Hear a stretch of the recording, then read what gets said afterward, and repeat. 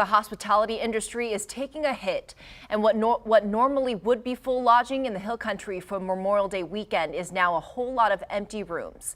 Hill Country reporter Leah Gruene with more from an innkeeper in Gruene. Historic Gruene is starting to bustle once again. Businesses are ready for customers Memorial Day weekend. Many will walk past the Gruene Mansion Inn. The lodging complex with several suites, cabins, and cottages is checking in half the number of guests they'd usually welcome. At this time of year, we would normally be running a really high occupancy. We're running about 30 or 40% right now.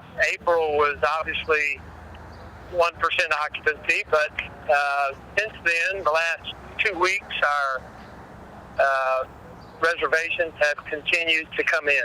Owner Cecil Eager says some of the changes include text check-ins and canceling buffet breakfasts. Almost every room we have has an outside entrance.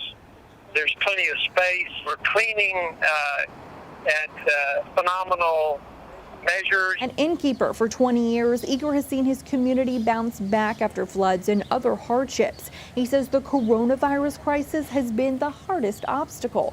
New Braunfels City Manager Robert Camareno says all area hotels are in similar situations. He said, quote, nationwide data suggests that hotels are at 80% vacancy and 70% of employees have been furloughed.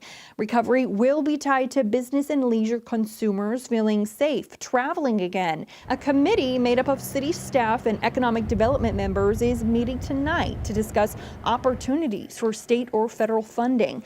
Eager had to lay off his employees for a few weeks, but was able to bring them back due to a payroll protection loan. He believes the magic of Gruene will eventually draw guests back to the area. It's just going to take time. I'm Leah Gruene, the KENS 5 Hill Country reporter.